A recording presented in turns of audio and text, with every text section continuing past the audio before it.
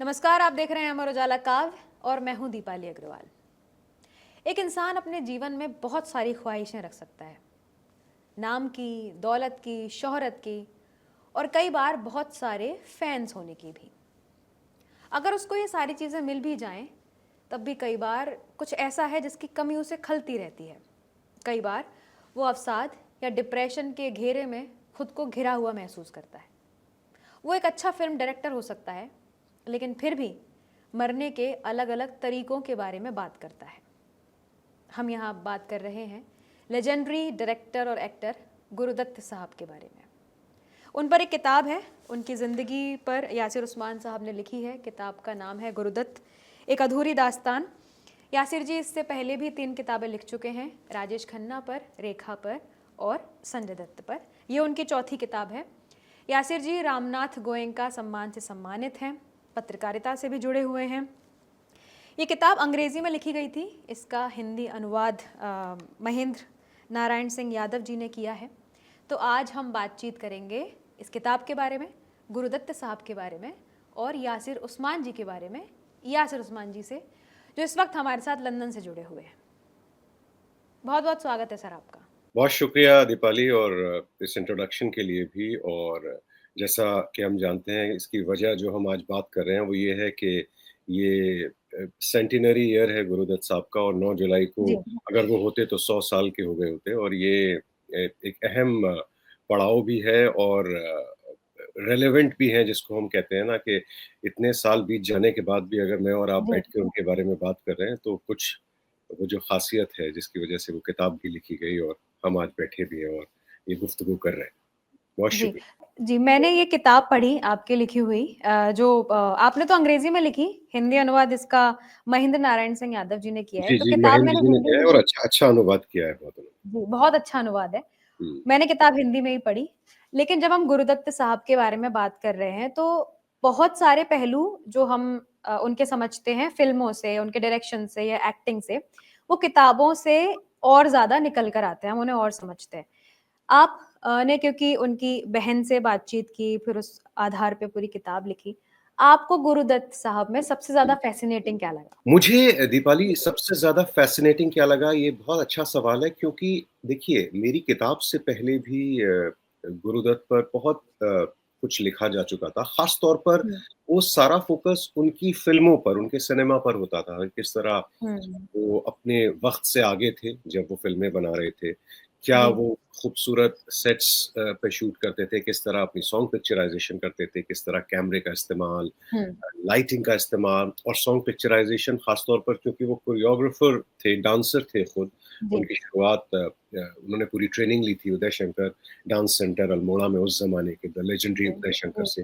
तो जी, वो सारी बातें थी जो पहले लिखा जा चुका था। मुझे जो फ़ैसिनेट किया वो एक हुँ, बात थी, वो एक लाइन ये थी कि अ, ये आदमी, ये जीनियस आदमी लगातार मास्टरपीसेस बना रहा है, ये प्यासा बना हुँ, रहा है, ये हुँ, कागज़ के कागज़ फूल के बना रहा है, ये साहिब बीवी और गुलाम बना रहा है ना? हुँ, चौधरी का चाँद बना रहा है, एक से एक ज़बरदस्त फ़िल्में बना रहा है, लेकिन साथ में अपनी ज़िंदगी उसकी जो चल रही है प्रोफ़ेशनली तो बहुत खूबसूरत है और लगातार कामयाबी है। हुँ, लेकिन जो ज़ाती ज़िंदगी में है वो परेशान है, अंदर एक टर्मॉइल है, और हुँ, वो लगातार अपनी ज़िंदगी को ख़त्म करने की कोशिश कर रहा है। ये एक बड़ा ही अ, विचित्र सा ग्राफ था कि एक के बाद एक हुँ, फ़िल्में बना रहा है और साइमल्टेनियसली, ऐसा नहीं है कि वो फ़िल्में बनाने के बाद ऐसा किया हो या हुँ, पहले किया हो। ये हुँ, सेम ये बिल्कुल एक ही साथ चल रहे हैं दोनों ट्रैक। हुँ, जब किताब भी आपने पढ़ी होगी ना कि एक सपने का निर्माण और सपने का विध्वंस, हाँ, दोनों हुँ, वो निर्माण भी साथ-साथ चल रहा है कि वो ज़िंदगी में फ़िल्में ही बनाना चाहते थे, बड़ी फ़िल्में, हुँ, और चाहते थे कि बतौर फ़िल्मकार उनको दुनिया पहचाने। वो सब सब कुछ हो रहा था, वो सपने पूरे हो हुँ, रहे थे। और उसी के हुँ, साथ वो जो सपने का विध्वंस है वो ये है कि अपनी ज़िंदगी से वो खुश नहीं थे। लगातार वो ऐसी बातें कर रहे हैं कि मुझे सब कुछ मिल गया है, लेकिन कुछ भी नहीं रहा है। और हुँ, बार-बार एक के बाद एक उन्होंने अपनी ज़िंदगी को ख़त्म करने की कोशिश की और आखिर में हुँ, सिर्फ़ 39 साल की उम्र में वो दुनिया से चले गए, जो कि जी, बहुत कम उम्र थी जाने की। मुझे जी, लगता है कि अगर और रहते तो मुझे लगता है हमारे सिनेमा को, भारतीय सिनेमा को बहुत कुछ देकर जाते और हुँ। ज़्यादा। तो ये सर ये जो देखिए, एक लाइन में थीम थी, आई थिंक जो जी, साइमल्टेनियसली चलता रहा उनकी उनकी हुँ, प्रोफ़ेशनल और पर्सनल लाइफ़ में। ये जी। कॉन्ट्रडिक्शन बहुत बहुत फ़ैसिनेटिंग था। अक्सर लोग कहते हैं और इसको वो बहुत मेस्मराइज़ होके भी कहते हैं कि जो भी आर्टिस्ट होते हैं उनकी पर्सनल लाइफ बहुत डिस्टर्ब रहती है। लेकिन इस तरह के कदम उठा लेना, आपने तो उन पर किताब भी लिखी है तो और भी अलग पहलुओं को समझा होगा। तो ऐसा क्या कारण रहता है कि आपको जीवन में सब कुछ मिल गया? नाम, शोहरत, पैसा, इतना बड़ा बंगला पाली हिल्स पे, उसके बाद फैमिली भी। लेकिन क्या ऐसी कमी थी जो उनके जीवन में हमेशा रही? कि वो मरने के बारे में बात करते थे या वो बहुत जल्दी डिप्रेस हो जाते थे। आई थिंक वो एक एंग्ज़ायटी में भी रहते थे जब वो अपने कैमरामैन को कह रहे हैं कि फटाफट लगाओ या फटाफट करो, वो रुकते नहीं थे। हुँ, तो हुँ। वो उसका रीज़न क्या था? देखिए, सीधा रीज़न जानना बहुत मुश्किल है दीपाली, क्योंकि वो एक तो उन्होंने कभी इस बारे में बात नहीं की, लेकिन हुँ, जब मैं ये किताब लिख रहा था तो बहुत मुलाकातें और बहुत सारी हाँ, बातचीत मेरी उनकी छोटी बहन से हुई जो उनसे 7 साल जी। छोटी थी। अब वो नहीं रही ललिता हमारे लाल बीच, लेकिन ललिता लाजमी जी।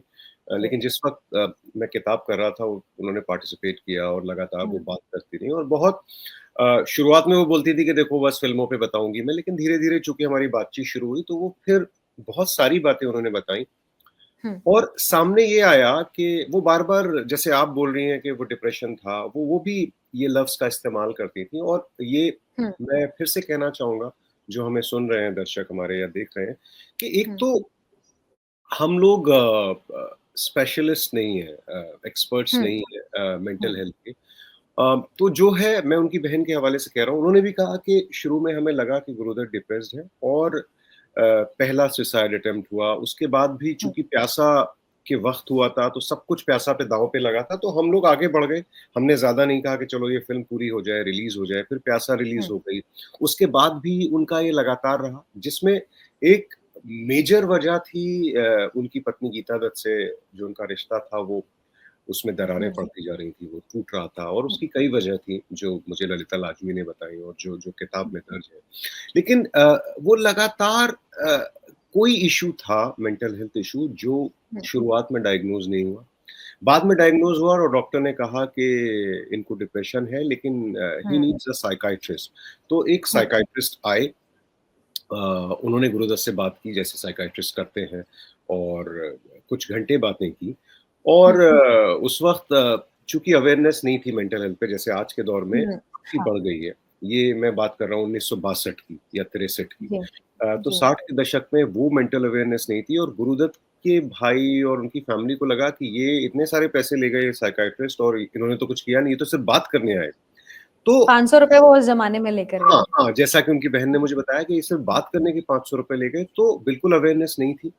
और हुँ, फिर अ, इसी बात को आगे बढ़ाते हुए उनकी बहन ने मुझे कहा कि हम सब फैमिली में, जब वो चले गए उसके सालों बाद जब हम थोड़ा अवेयर हुए इस मुद्दे के बारे में, मेंटल हेल्थ के बारे में, हुँ, तो हमें लगा that my brother was crying for help, कि वो मदद के लिए मतलब कह नहीं पाते थे, लेकिन ये हुँ, सारी चीज़ों के ज़रिए, वो जो हुँ, एंग्ज़ायटी थी, वो जो उनको नींद नहीं आती थी, वो जो मरने की कोशिश करते थे, इन सब घटनाओं के ज़रिए वो ये बता रहे हुँ, थे हमें कि मुझे मदद की ज़रूरत है, मेरी मदद करो और हम सब वो मदद जिस तरह से करनी चाहिए थी, वो नहीं कर पाए।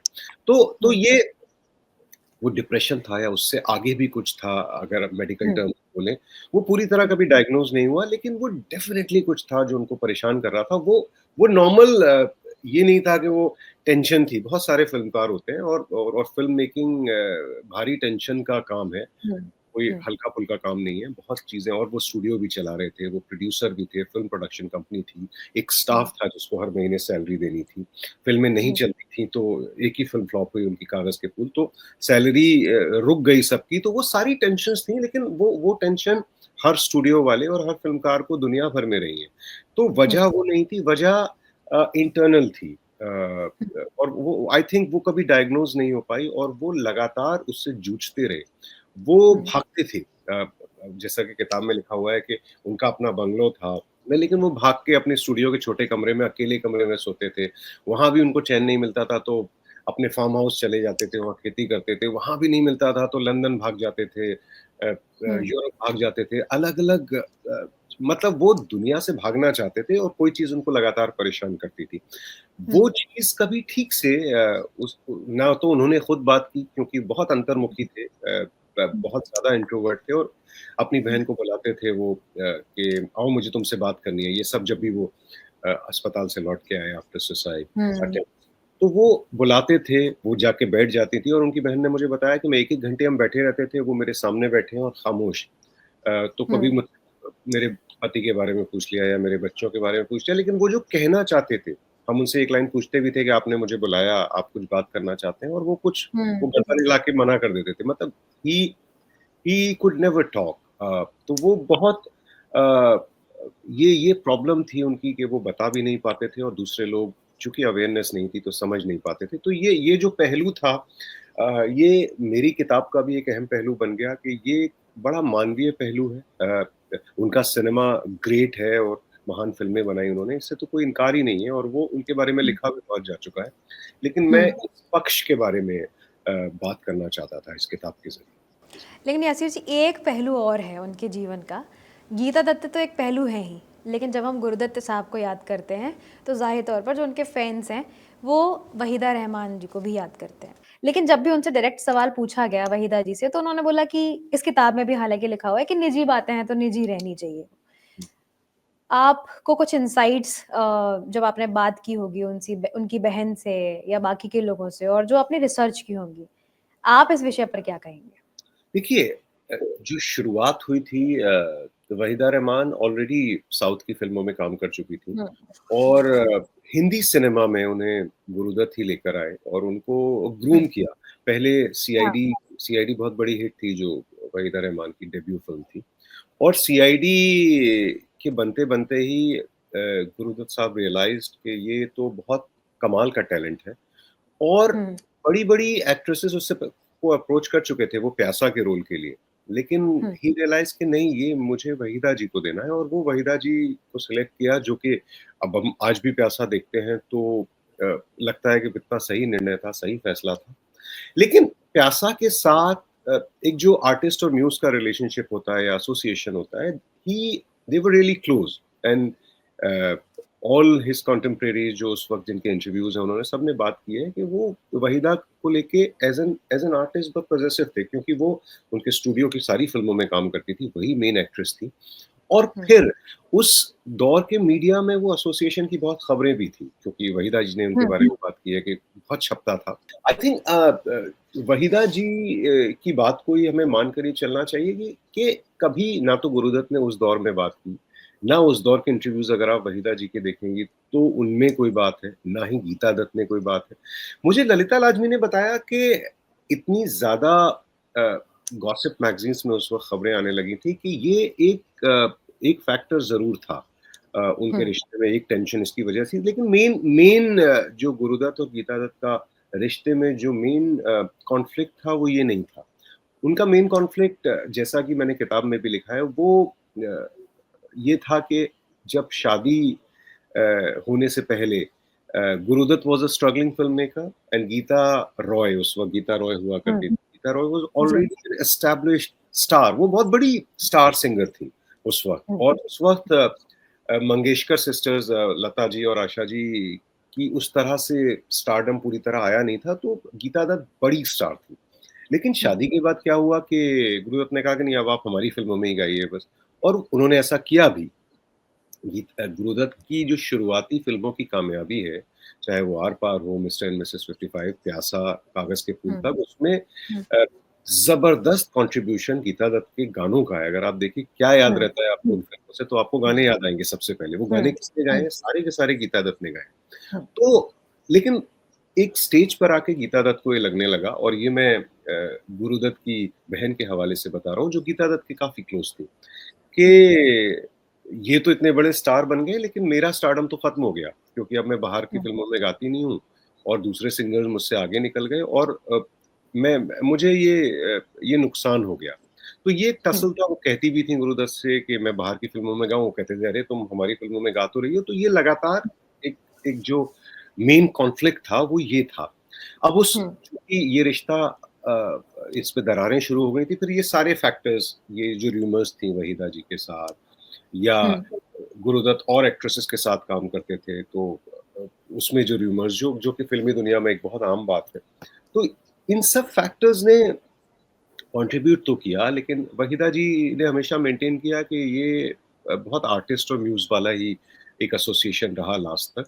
और हुँ, बतौर एक फ़िल्म मेकर वो पॉज़ेसिव थे वहीदा जी को लेके हुँ। कि मैं तुम्हें ये रोल दे रहा हूँ, और वो मतलब बतौर सिर्फ़ फ़िल्म मेकर ही पॉसेसिव थे। हाँ, ये ऑफ़िशियली यही एस्टैब्लिश हुआ। बाकी उस दौर के फ़िल्मकार हैं, वो अलग-अलग चीज़ें कहते हैं। वो पर्सनल रिलेशनशिप का भी ज़िक्र आया, लेकिन जो 3 हुँ, किरदार थे और गुरुदत्त की बहन भी थीं, ये जो 4 किरदार हम कहते हैं, ना तो इन तीनों ने जो 3 मुख्य किरदार थे इन्होंने कभी किसी बातचीत में या इंटरव्यू में इसका ज़िक्र किया, ना जो गीता दत्त के हुँ, करीबी थीं, उन्होंने इस बारे में बात किया। जब गुरुदत्त की डेथ हुई थी, तो वहीदा जी ने एक बहुत अच्छा आर्टिकल लिखा था उस दौर में, आई थिंक हुँ, 1964 या 65 की बात हुँ। है। पर वो कहती हैं वो उस वक़्त मद्रास में शूटिंग कर रही थीं जब गुरुदत्त की मौत की खबर मिली, और वो शूटिंग छोड़ के वो और जॉनी आई थी। वॉकर आए थे। वो किताब में है वो वाक़या हाँ, पूरा। और वो वाक़या बड़ा था कि ये लोग आते हैं, और फिर वहीदा रहमान लिखती हैं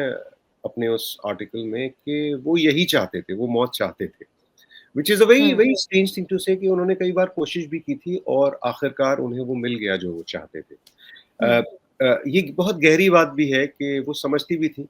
वो और उस आर्टिकल में ज़िक्र करती हैं कि वो जब हम सब अ, बैठे भी होते थे शॉट के बाद या शूटिंग के दौरान, या कहीं हम लोग पिकनिक पे जाते थे एज़ अ टीम, और बहुत ही क्लोज़ निट टीम थी। तो वो हम हुँ, सब बातें करते थे, और वो हमसे शुरुआत में बातें करते थे, लेकिन 5-10 मिनट के बाद हम देखते थे कि वो किसी और ही दुनिया में, कहीं और ही सोच में है। And he was totally distracted, और वो अपनी अपनी उधेड़-बुन में, अपने ख़्यालों में खोए रहते थे, और वो कहते थे कि वो बहुत अलग तरह के आदमी थे, और अपने दिल की बात कभी उनके दिल में, उनके दिमाग में क्या चल रहा है, वो कोई समझ नहीं पाया, वो कभी उसका ज़िक्र भी नहीं करते थे। तो हुँ, वो सारे उसमें देती हैं इशारे, और फिर आखिर में कहती हैं कि यही तो चाहते थे वो, जो जो आखिर में उन्होंने मौत को चुना। तो हुँ, बड़ी खूबसूरती से वो सब बयान भी कर देती हैं उनकी पर्सनैलिटी को। लेकिन इससे ज़्यादा उनसे बार-बार ये सवाल पूछा जाता रहा है, इंटरव्यूज़ में भी, 1-2 किताबों में भी ये सवाल है, और उन्होंने हमेशा यही मेंटेन किया है कि ना ये प्रोफ़ेशनल रिलेशनशिप थी, क्लोज़ इन द सेंस क्योंकि वो लगातार गुरुदत्त की सारी फ़िल्मों में काम कर रही थी। अपनी सबसे शुरुआती दौर की सबसे खूबसूरत फ़िल्में उन्होंने गुरुदत्त के साथ की। तो हुँ, आई थिंक वो क्लोज़नेस तो थी, लेकिन उससे ज़्यादा अगर कुछ था तो आई थिंक या तो वहीदा जी बताएँ, लेकिन वो मेंटेन उन्होंने जो स्टैंड उनका, मैं आपको बताता हूँ कि जो स्टैंड उनका 1960 में था, वही स्टैंड उनका जो पिछले 1-2 सालों में इंटरव्यू दिए हैं या 3 साल पहले, वही रहा है, तो वो बदला नहीं है। एक हुँ, पत्रकार के तौर पर भी मैंने सारे उनके इंटरव्यूज़ निकाले, उनका एक ही लगातार स्टैंड रहा है, वो बदला नहीं है। तो मुझे लगता हुँ। है कि वो जो कह रही हैं, उसी पर यकीन करना चाहिए। अभी मैं आपके बारे में बात करूँगी कि बीइंग एन ऑथर जब आप ऐसे बायोग्राफी लिखते हैं और आपने तो 4 लिखी हुई हैं और वो भी सारी फ़िल्मी सितारों पे। तो हुँ, उनमें आपने बहुत सारे उनके इंटरव्यूज़ जो अखबारों में छपा होगा, वो सब कुछ पढ़ा होगा।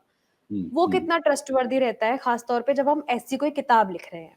हुँ, क्योंकि हुँ, उनमें तो जब वहाँ के मीडिया कुछ भी छाप रहा है, तो हमें हुँ, अज़्यूम कर सकते हैं कि वो बहुत सारी चीज़ें चटकारों के लिए या असम्पशन्स पर भी वो लिखते हुँ, होंगे। हुँ, हुँ। तो इसका देखिए, ये अच्छी तरह आप सवाल पूछा, क्योंकि अ, इसको डॉक्यूमेंटेशन कहते हैं, और हाँ। एक राइटर के तौर पर, और चूँकि मेरा बैकग्राउंड पत्रकारिता का रहा है, तो ये जो जब हम आटा छानते हैं ना, तो हुँ, आटा फिर नीचे चला जाता है, और जो ऊपर का मटीरियल होता है वो छलनी में रह जाता है। ये तकरीबन वैसा प्रोसेस है। तो जो फ़ोकस रहता है सबसे पहले, जो आप पत्रिकाओं या अखबारों की बात कर रही हैं, क्योंकि उस वक़्त क्या था मीडिया? उस वक़्त कुछ हुँ, पत्रिकाएँ हुआ करती थीं। एक इंडियन हुँ, एक्सप्रेस का एक बहुत अच्छा ट्रेड न्यूज़पेपर होता था जिसका नाम था स्क्रीन। अब वो हुँ, प्रिंट फ़ॉर्मेट में नहीं आता है। उसमें ट्रेड की खबरें होती थी कि किस फ़िल्म की कितनी शूटिंग हो गई है, और उसमें हुँ, फ़िल्मी दुनिया से जुड़े लोग इंटरव्यूज़ भी हुँ, देते थे।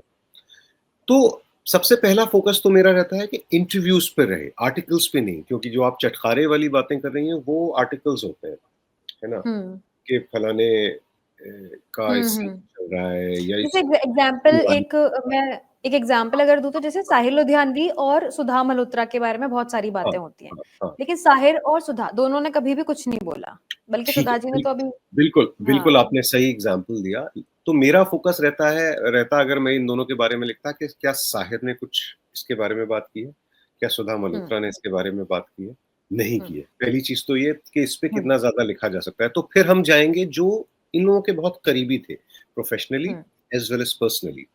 वो हुँ, क्या कहते हैं और उनका क्या स्टैंड है क्योंकि फॉर एग्ज़ाम्पल अगर एक फ़िल्म मेकर है जिसने उनके साथ फ़िल्म बनाई है, उसने कुछ देखा, हुँ, तो उसका हुँ, हवाला इम्पोर्टेंट है और वहाँ पर उस आदमी का कद इम्पोर्टेंट हो जाता है कि ये क्या ज़िम्मेदार आदमी है। तो जब जब हुँ, मैंने लिखना शुरू की किताबें पहली मैंने राजेश खन्ना लिखी तो सबसे पहला मेरा जो जो फ़ोकस था, जो पहले 6-8 महीने मैंने रिसर्च की, वो रिसर्च ये थी कि सारे इंटरव्यू कोई बचे ना, सारे इंटरव्यूज़ राजेश खन्ना साहब के निकाल लिए जाएँ क्योंकि जब आप उस दौर के इंटरव्यू निकालते हैं हुँ, है ना? फॉर एग्ज़ाम्पल वो 1969 में आए और फिर 1 साल के अंदर वो सुपरस्टार बन गए, एक के बाद एक हुँ, फ़िल्म में। उस वक़्त उनके ज़हन में क्या चल रहा था, क्या कैफ़ियत थी?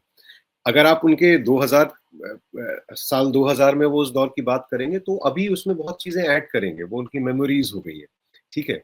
वो उनकी यादें हैं, वो जिसको खंगालेंगे। लेकिन जब आप 1970 का इंटरव्यू देखेंगे, तो वो एक तरह का लाइव जो एक माहौल होता है ना, कि अभी मेरे साथ हुई है, परसों मेरी फ़िल्म रिलीज़ हुई थी, वो ब्लॉकबस्टर हो गई और मैं आज मीडिया से बात कर रहा हूँ, जो भी उस वक़्त की मीडिया मैगज़ीन्स रही होंगी।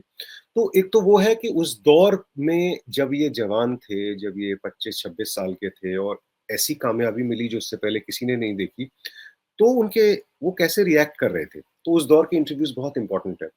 फिर 1960, 70, 80 तक ये पत्रकारिता चली है जहाँ पर वो बहुत ही पर्सनल पत्रकारिता जैसी होती थी इन द सेंस के जितने भी फ़िल्म स्टार या फ़िल्म मेकर्स होते थे, वो मैगज़ीन इंटरव्यूज़ के ज़रिए अपनी सारी बातों पे बात करते थे।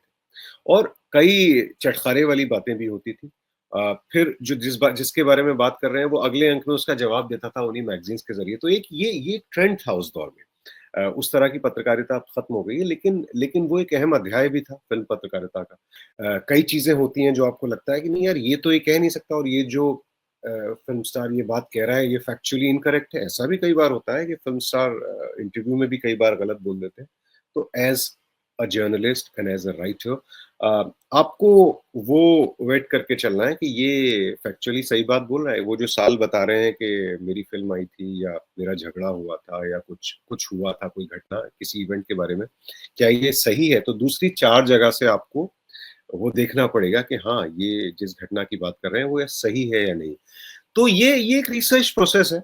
ऐसा नहीं है कि कुछ भी चटखारे वाला आपने किसी मैगज़ीन में कोई आर्टिकल देखा और किताब में पूरी तरह ले लिया। It doesn't work like that.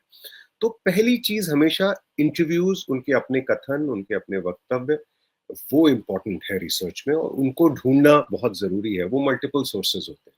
अखबार है, मैगज़ीन्स हैं, वीडियो इंटरव्यूज़ हैं, टीवी इंटरव्यूज़ हैं, बहुत तो वो दायरा बड़ा है। गुरुदत्त के केस में वो दायरा उतना बड़ा नहीं था क्योंकि जब उस ज़माने के टीवी इंटरव्यूज़ नहीं होते थे।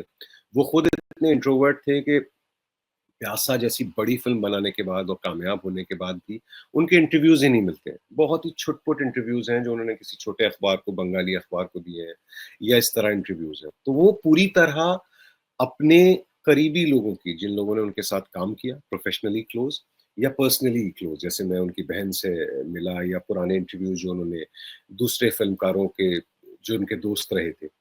तो गुरुदत्त तो पूरी तरह से दूसरे लोगों की यादों के ज़रिए ज़िंदा है। उनका अपनी वॉइस बहुत कम है और ये कमी है।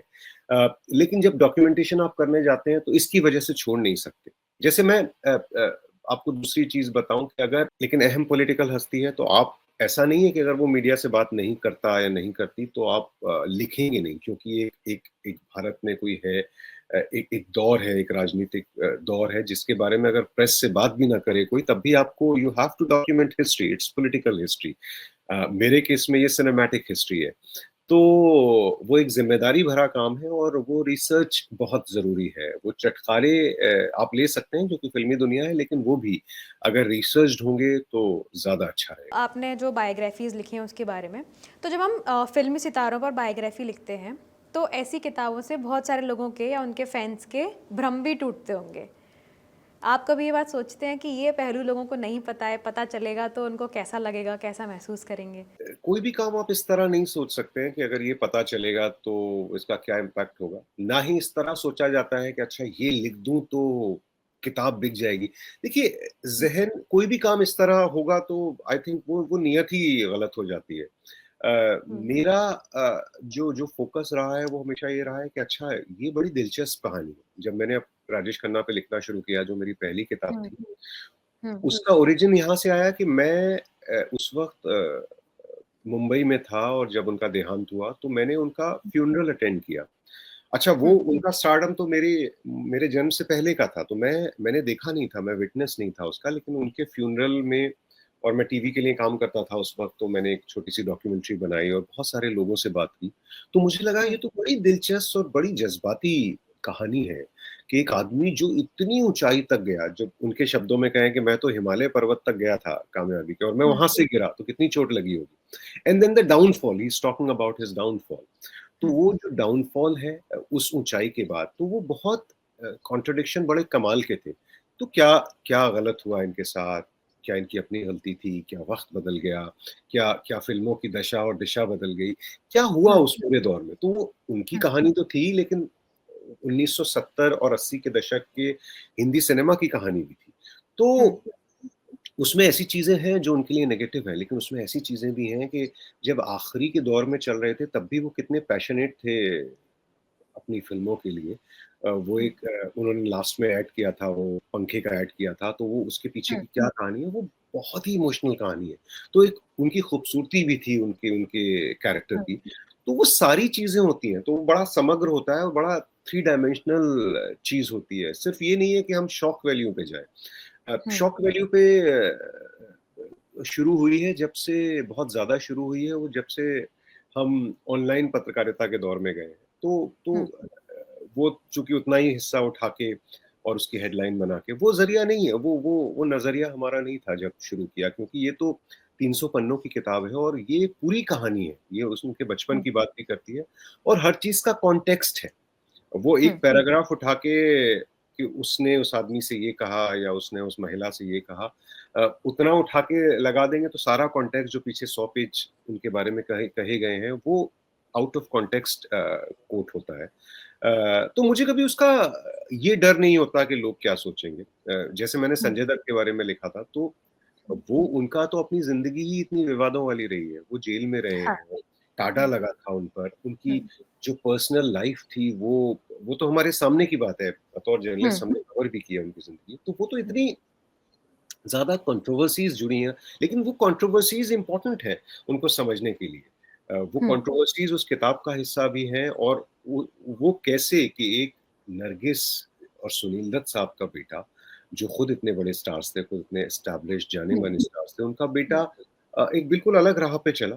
एक बड़ा हुँ, फ़िल्म स्टार तो बना और बार-बार उसने गलतियाँ की और बार-बार वो गलतियों के बाद कमबैक करता रहा। दिस वाज़ माय स्टोरी हुँ, कि हुँ, हम लोग बतौर दर्शक भी इंक्लूडिंग मी कि हम सब लोग जब संजय दत्त को एक स्टार के तौर पे देखते थे फ़िल्मी पर्दे पर, तो हमें पता था कि उनकी कहानी क्या है, कि हुँ, ये ज़ाती ज़िंदगी में मुश्किलों से भी गुज़रे हैं, विवादों से भी गुज़रे हैं, लेकिन उन सब मुश्किलों ने, उन विवादों ने, उन कंट्रोवर्सीज़ ने ही तो इन्हें ये संजय दत्त बनाया है जो हम देखते हैं। तो वो हुँ, दोनों चीज़ें अलग करके कभी नहीं देखी जा सकती। अगर वो अलग हुँ। करके होता है तो वो ईमानदारी नहीं होती। आपको कभी कोई ऐसा फैन का रिएक्शन याद है जो आपके पास आया हो?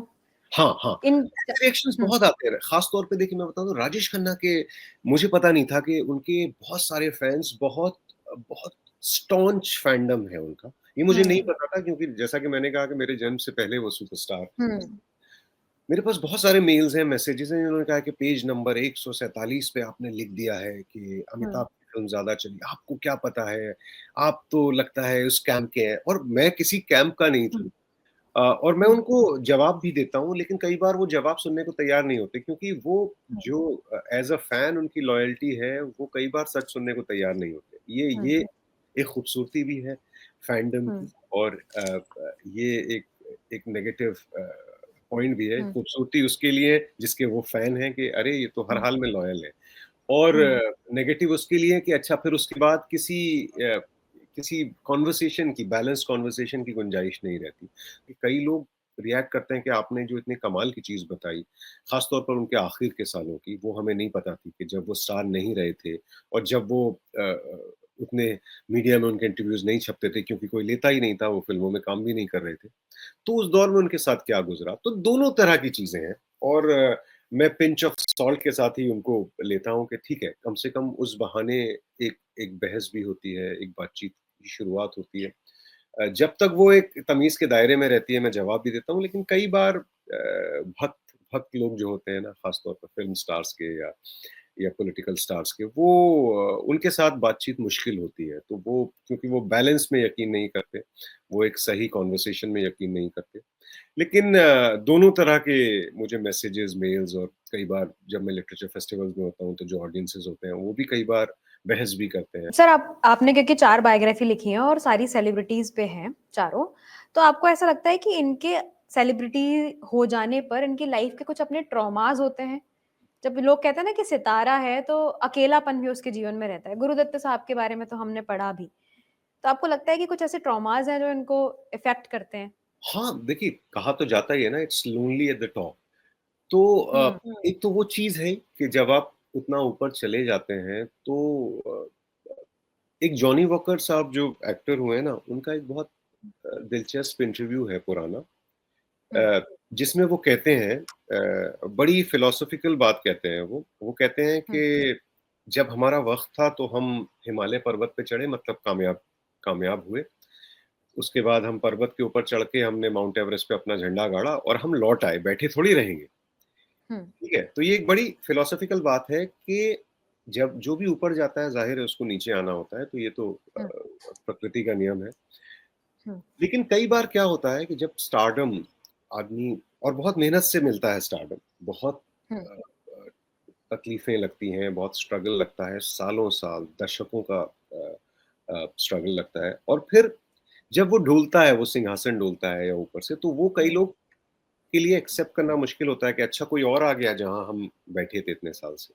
तो एक तो वो हुँ, फीलिंग होती है हुँ, कि जब नीचे जा रहे हैं तो उसको एक्सेप्ट करना आई थिंक एक वो ट्रॉमा तो नहीं लेकिन वो मुश्किल होता है एक्सेप्ट करना किसी के लिए भी, किसी भी हुँ, इंसान हुँ, के लिए, एक वो चीज़ है। दूसरा पूरी फ़िल्मी दुनिया में आजकल हमने शुरुआत की थी मेंटल हेल्थ इश्यूज़ से। आई थिंक ये एक ऐसी इंडस्ट्री है और ऐसा ऐसा फ़ील्ड है, कोई भी शो बिज़नेस वाली चीज़, चाहे वो मॉडलिंग हो, चाहे वो टीवी की दुनिया हो, चाहे फ़िल्मी दुनिया हो। ख़ास तौर पे सुशांत सिंह राजपूत के बाद तो ये हाँ, इसकी चर्चा बहुत ज़्यादा होती है। लेकिन हुँ, फ़िल्मी दुनिया जैसी जैसे फ़ील्ड में ये रिजेक्शन कई गुना बढ़ जाते हैं। आप हर रोज़ निकल रहे हैं ऑडिशन देने, है ना? अगर आप बतौर हुँ, एक्टर हैं या फ़िल्मकार हैं अपनी स्क्रिप्ट लेके या आइडिया लेके और सालों-साल, हर दिन आप ऑडिशन की लाइन में खड़े हैं और हर दिन आपको रिजेक्ट किया जा रहा है। आपको डायरेक्ट कहा जा रहा है कि नहीं आप सिलेक्ट नहीं हुए या डायरेक्ट नहीं भी कहा जा रहा तो कोई और सिलेक्ट हो गए। आप सिलेक्ट हो भी गए, तब भी आपको 10 दिन बाद बोला जाता है कि नहीं यार किसी और का चुनाव कर लिया गया। अगर ऐसा भी हुँ, नहीं होता है तो कई बार होता है कि नहीं आपका चुनाव कर लिया गया, आपने काम भी कर लिया और जब पर्दे पे आप वो फ़िल्म देखने या सीरीज़ देखने गए तो पता चला मेरे तो 20 सीन शूट हुए तो यहाँ पे तो आधा सीन है। तो ये हुँ, जो रिजेक्शन है हर रोज का और आपके ज़हन पर ये किस तरह असर डालता है, कोई इसकी बात नहीं करता क्योंकि ये आपने चुना है।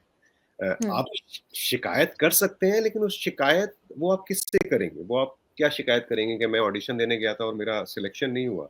तो हुँ, आप किसी से और ये बात आपके अंदर हर रोज़ जब आपको नकारा जाता है, हर रोज़ जब आपको हुँ, रिजेक्ट किया जाता है, तो आई थिंक ये प्रेशर शो बिज़नेस के हैं और आप ये कई बार जानते-बूझते नहीं जाते हैं। आपको वो पर्दा रुपहला लगता है और आप उसका हिस्सा बनना चाहते हैं किसी भी हुँ, फॉर्म चाहे पर्दे के पीछे या पर्दे के सामने।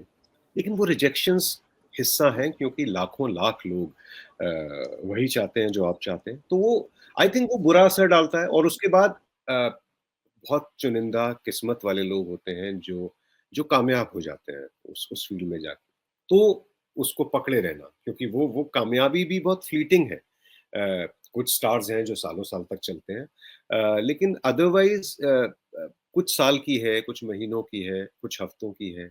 ओवरनाइट स्टारडम जो होता है, वो फ्लीटिंग होता है, तो वो मुश्किल होता है उसको झेलना। डाउनफॉल झेलना बहुत मुश्किल काम है। कामयाबी तो लोग जब आती है तो एक दूसरा ही कैफ़ियत होती है। लेकिन हाँ तो ये मुझे ये कॉन्ट्रडिक्शन भी अपनी कहानियों में एक्सप्लोर करना बहुत अच्छा लगा कि ये सारे वो स्टार्स हैं जिनके बारे में मैंने लिखा है जो जो बहुत स्ट्रगल करके गए, काबिलियत पे भी गए और किस्मत पे भी गए और फिर देश भर की जनता ने उनको पसंद किया, तालियाँ बजाईं और फिर इन सब की ज़िंदगी में वो दौर भी आया जब उनके काम को नकारा भी गया। गुरुदत्त की कागज़ के फूल को एकदम नकार दिया था प्यासा के बाद। संजय दत्त के तो बहुत सारे चीज़ें हुई, रेखा, राजेश खन्ना ये सब उस दौर से गुज़रे। सर हम ये भी मान सकते हैं कि गुरुदत्त के जीवन में जो कागज़ के फूल के बाद जो ट्रॉमास थे, वो उन्होंने बहुत ज़्यादा दिमाग पर लिया, उसकी वज़ह से वो बहुत ज़्यादा व्यथित हुए, परेशान हुए। बिल्कुल सही कह रही किताब हैं में आप। भी हालाँकि बिल्कुल सही कह रही हैं आप और एक ख़ास बात ये है कि मैं बार-बार जब भी मैं गुरुदत्त की बात करता हूँ, ये कहता हूँ कि हाँ, वो दिल पे तो ले गए थे, लेकिन वो एक बेहद कामयाब फ़िल्म मेकर थे। महान तो थे, वो एक महानता की हुँ, हमेशा बात होती है, लेकिन मैं बिल्कुल कमर्शियल एस्पेक्ट की बात कर रहा हूँ कि वो बेहद कमर्शियली सक्सेसफुल फ़िल्म मेकर रहे। अगर आप देखेंगे क्योंकि उन्होंने अपनी ज़िंदगी में बस एक ही फ्लॉप फ़िल्म बनाई, वो थी Kaagaz ke Phool, that was his only flop और उसके 8-9 महीने बाद ही उन्होंने ज़बरदस्त वापसी की थी ये चौदहवीं का चांद से, जो उनके करियर की सबसे बड़ी ब्लॉकबस्टर थी। तो ऐसा नहीं हुँ, था कि कागज़ के फूल के बाद उन्होंने कुछ किया ही नहीं। कागज़ के फूल के हुँ, बाद उन्होंने अपनी ज़िंदगी की सबसे कामयाब फ़िल्म बनाई, लेकिन हाँ, उस फ़िल्म ने उनको बहुत हर्ट किया। देखो, एक तो वो बहुत पर्सनल फ़िल्म थी, वो सेमी ऑटोबायोग्राफिकल फ़िल्म थी, जो कहा जाता है। उन अपनी ज़िंदगी के उन्होंने बहुत से चैप्टर्स उसमें दिखाने की कोशिश की थी, अपना दर्द ज़ाहिर करने की कोशिश की थी, लेकिन वो दर्द कम से कम उस ज़माने में जब वो रिलीज़ हुई, वो दर्शकों के दिल तक नहीं पहुँचा और वो इट वाज़ अ डिज़ास्टर और उसको वो उनके दिल पे लगा और वो आखिर तक क्योंकि वो उसके 5 साल के बाद तो उनकी डेथ ही हो गई थी। वो 5 साल जो आखिर के थे वो बहुत मुश्किलों भरे बीते डिस्पाइट सक्सेस के चौधरी का चाँद ब्लॉकबस्टर थी, साहिब बीवी और गुलाम हिट थी और उसके बाद भी उसको प्रेसिडेंट अवार्ड भी मिला था, नेशनल अवार्ड मिला था। वो बर्लिन फ़िल्म फेस्टिवल तक गई थी। तो वो बहुत चर्चित और बहुत कमाल की फ़िल्म थी। लेकिन वो जो था कि ऐसी क्या बात है जो दर्शकों को मैं अपनी कहानी नहीं समझा पाया। उसमें बहुत मेहनत की थी, बहुत पैसा लगा था।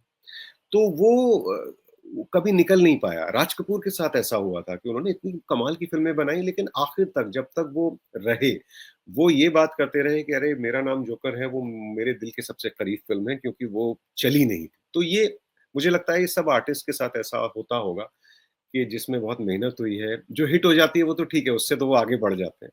लेकिन जो नहीं चलती, जो जो नाकाम होती है वो दिल को ज़्यादा लगती है। तो कागज़ के फूल वही फ़िल्म थी कि आज क्लासिक है लेकिन गुरुदत्त की ज़िंदगी में जब तक वो ज़िंदा थे वो क्लासिक के तौर पे तो क्या वो उनकी सबसे खराब फ़िल्मों में गिनी जाती थी उस दौर में। क्योंकि इतनी बड़ी डिज़ास्टर थी, बहुत खराब रिव्यूज़ थे। तो सबने उसको नकार दिया था। सर जब हम गुरुदत्त साहब के बारे में बात कर रहे हैं, तो प्यासा के बारे में तो बात करेंगे ही। हुँ, तो हम बात करेंगे आर्ट सिनेमा और कमर्शियल सिनेमा के बारे में भी। कमर्शियल सिनेमा करते थे और कमर्शियल सिनेमा बनाने पर ज़ोर भी देते थे, ताकि हुँ, अपने स्टूडियो का खर्चा निकाल पाएँ हुँ, और उसके बाद फिर एक आर्ट सिनेमा करने पर भी उनका ध्यान रहता था। हुँ, हुँ। प्यासा को बनाने में उन्हें इतना लंबा समय क्यों लगा जबकि वो उनके दिल के बहुत करीब थी? 10 साल का समय लगभग उन्हें लगा। जैसा कि आपने कहा दीपाली कि ये देखिए पहली जो मूल है फ़िल्म मेकिंग के पीछे वो it's a commercial industry. It has always been a commercial industry और जो मेन फैक्टर था उसका कि फ़िल्में क्यों बनती हैं बड़ी-बड़ी उनका उसका मेन जो जो एम था वो मनोरंजन था। उसके साथ मैसेज दे दिया जाए तो बहुत अच्छा है, लेकिन जो एम था वो मनोरंजन करना था और शुरुआत में बहुत सारे बड़े-बड़े स्टूडियोज़ बने जिनका जो चाहते थे कि आर्टिस्टिकली हम पैसा कमाएँ। गुरुदत्त भी जब शुरुआत में आए तो पहले बाज़ी बनाई, उसके बाद अपना प्रोडक्शन हाउस खोला।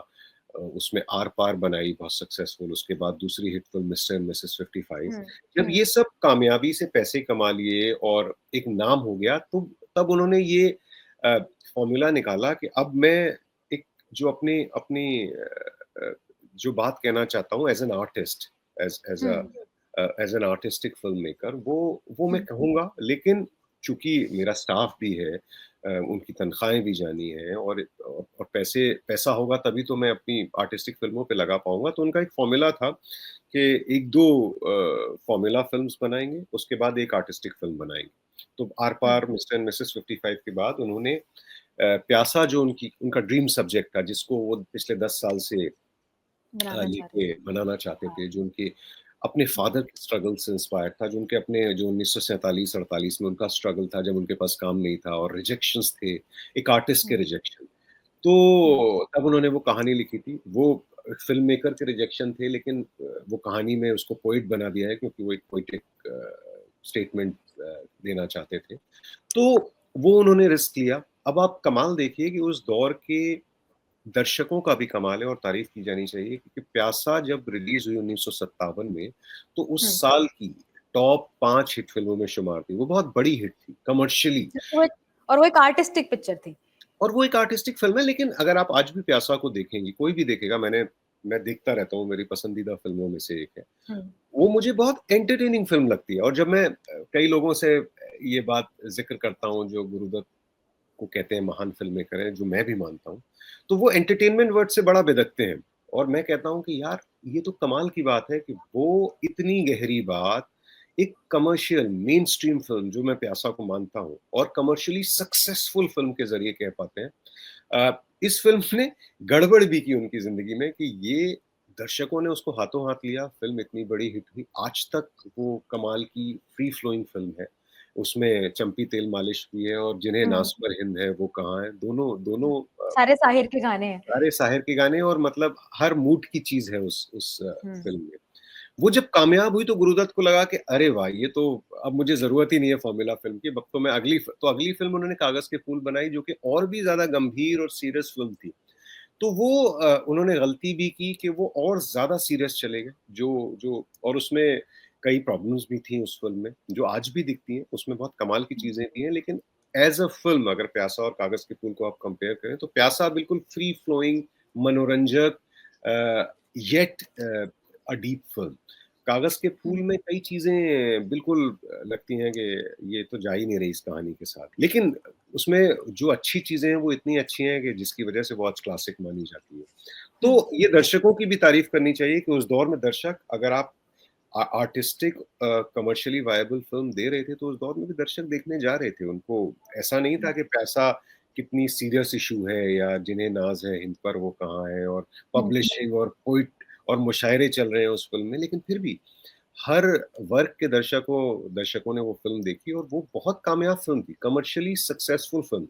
गुरुदत्त, उस दौर में गुरुदत्त, राज कपूर, महबूब खान, बिमल रॉय, कम से कम ये 4 फ़िल्म मेकर तो बड़े-बड़े हैं, जो मुझे अभी याद आते हैं, जो आर्ट और कॉमर्स को बिल्कुल साथ में लेकर चले। उनका ये नहीं था हुँ, कि ये आर्ट अलग है और कमर्शियल सिनेमा अलग है, जो आजकल हुँ। हम लोगों ने बहुत क्लियर डिमार्केशन कर दिया है। एक इस किताब में ही बात है कि गुरुदत्त साहब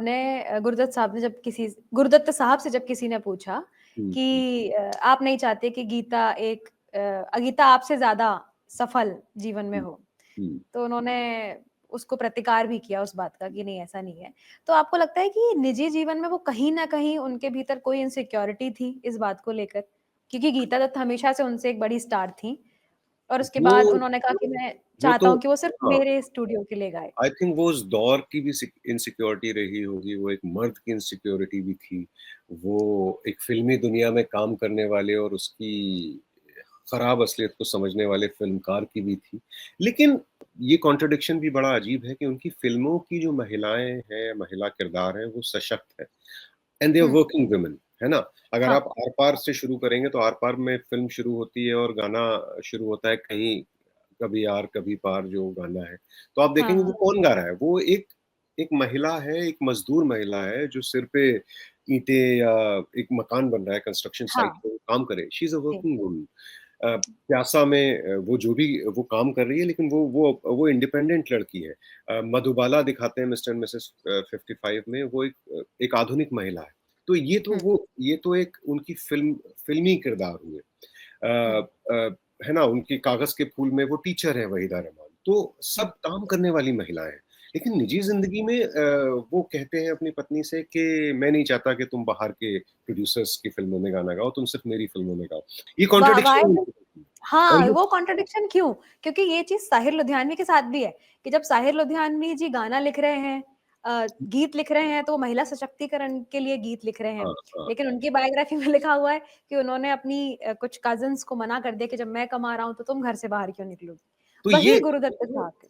ये दोनों चीज़ें हैं, इसको ये भी मल्टी डायमेंशनल चीज़ें हैं कि ये कुछ उस दौर की बात भी है जहाँ महिला सशक्तिकरण की उतनी बात नहीं होती है, जहाँ जहाँ महिलाएँ कम काम करती थी। ऐसा नहीं था कि नहीं करती थी, वो कम करती थी, हुँ, लेकिन मैं तो मूल रूप से इसे उनके अंदर का जो जो मर्द है, जो बोल रहा है, क्योंकि उनकी बहन का, गुरुदत्त की अपनी बहन का कहना है कि मैं I was very close to Geeta, और गीता लगातार रोती थी इस बात को लेके कि तुम्हारा भाई मुझे काम नहीं करने दे रहा। तो ये तो हुँ, क्लियर था कि वो नहीं चाहते थे। और हुँ, अलग-अलग अकाउंट्स में विमल मित्र की किताब लिखी है, हाँ, विमल मित्र जो साहिब बीवी और गुलाम के राइटर थे, उनसे बात वो कहते हैं, जो सवाल आपने किया कि तुम नहीं चाहते कि गीता तुमसे ज़्यादा कामयाब हो?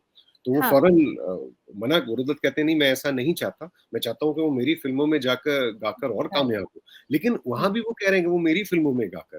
हुँ, तो उनके अंदर की वो जो इनसिक्योरिटी है वो उभर कर आ रही है, वो क्लियर है उसमें। अ अ, उनकी महानता भी एक पक्ष है कि उन्होंने वो सिनेमा बनाया, उससे कोई इनकार नहीं करता, लेकिन ये भी उनके किरदार का ये एक पक्ष है जिससे हुँ, इनकार नहीं किया जा सकता और किया जाना भी नहीं चाहिए।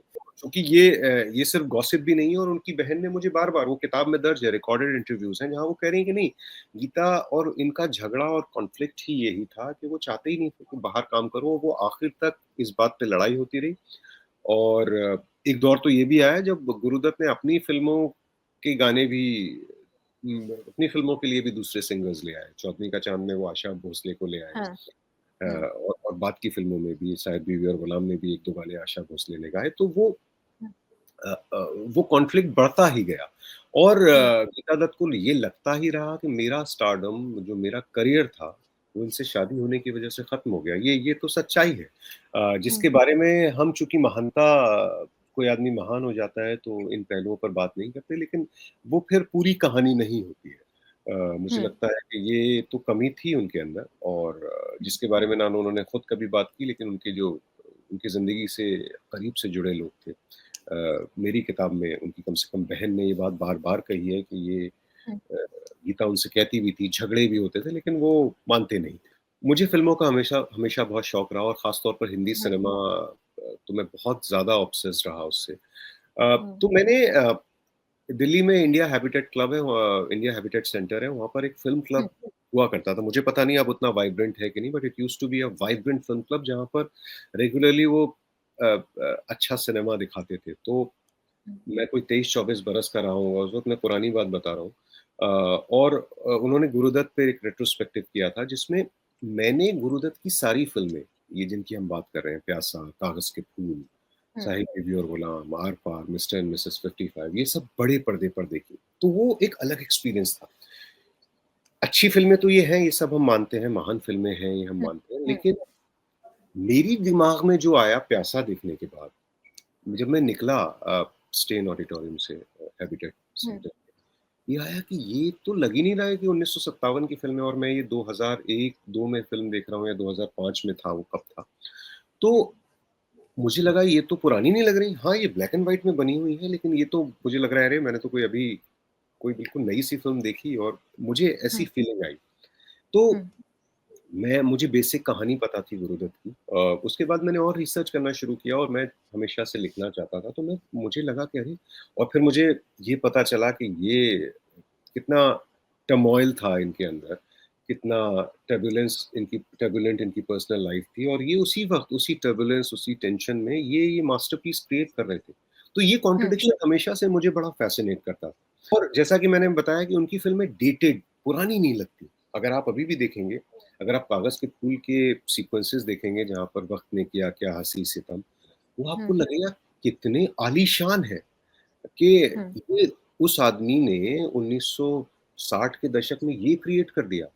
कमाल है। हुँ, हुँ, इतने कमाल के वो जो शॉट्स हैं, लो एंगल शॉट, जब वो स्टूडियो का दरवाज़ा है, और पूरे वो बीम्स क्रिएट किए हैं जिनके बारे में हम बहुत बात कर चुके हैं उस साउंड पिक्चराइज़ेशंस के। तो वो लगेगा कि अरे ये तो कोई आज भी करने निकलेगा तो कितना मुश्किल है ये करना। जबकि अब हुँ, वीएफएक्स आ गया है, और आप कुछ भी जो आप सोच सकते हैं वो आप क्रिएट कर सकते हैं।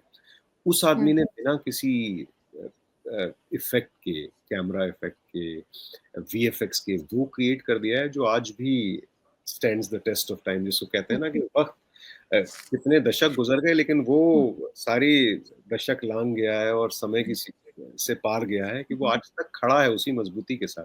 तो ये जैसा इसमें सबसे लिखा था कि वो परछाई से खेलते थे, परछाइयों से शैडोज़ खेलते से, वो बचपन से शौक शैडोज़ था। से। तो वो आर्टिस्ट थे, वो जिस जो ट्रू आर्टिस्ट होता है वो मुझे लगता है कि वो फ़िल्मकार नहीं होते तो पेंटर बनते तो इतने ही बड़े पेंटर होते। वो अगर डांसर बनते जैसा वो शुरुआत में बनना चाहते तो वो जी। इतने बड़े डांसर होते। मुझे कोई शक नहीं है ये एक एक जो आर्टिस्टिक आदमी होता है वो किस तरह से अपने आप को एक्सप्रेस करे, क्या क्या ज़रिया चुने वो कुछ उसका कुछ मर्ज़ी होती है, कुछ किस्मत होती है। लेकिन अगर वो पेंटर बनते तो वो इतने ही बड़े पेंटर होते, वो राइटर होते तो उतने ही बड़े राइटर होते। तो वो जो जो आर्टिस्ट होता है वो आर्टिस्ट थे, वो बचपन से हुँ, वो हम बाद में याद करते हैं कि वो परछाइयों से खेलते थे और फिर फ़िल्म में जाके भी परछाइयों से ही खेल रहे हैं। तो हुँ, वो ज़िंदगी दी है उन्होंने उस आर्ट को। तो ये सब दिलचस्प था मुझे पुरानी नहीं लगती उनकी फ़िल्में, एक लाइन में अगर मैं कहूँ, इसलिए मुझे लगा कि अरे! जो रेलेवेंस अगर हम 100 साल 100वीं बर्थडे पे उनकी फ़िल्मों के बारे में बात कर रहे हैं, तो रेलेवेंट है। ऐसा नहीं है कि सिर्फ़ मैंने लिखी वो कहानी, वो उसको पढ़ने वाले भी बहुत लोग हैं और वो लगातार हम इस किताब पे मुझे बहुत सोशल मीडिया पोस्ट पे लोग टैग करते हैं, हुँ, लगातार करते हैं, गुरुदत्त के गाने लगा के करते हैं, मतलब कहीं न कहीं वो कनेक्ट हुँ, बरकरार है कि है ना, ये हुँ, दुनिया अगर मिल भी जाए हुँ, एक्जिस्टेंशियल हुँ, क्वेश्चन की बात करते हैं हुँ, या जो उनकी रोमांटिसाइज़ेशन है वो रोमांटिसाइज़ हुँ, करते हैं जीवन को हुँ, और मुश्किलों को और स्ट्रगल को। आई थिंक वो बड़ा ह्यूमन कनेक्ट है और ह्यूमन हुँ, कनेक्ट कभी पुराना नहीं होता, वो ब्लैक एंड व्हाइट हो या कलर्ड हो। आई थिंक वो हर दौर में एक हुँ। कनेक्शन ढूँढ ही लेता है। हुँ।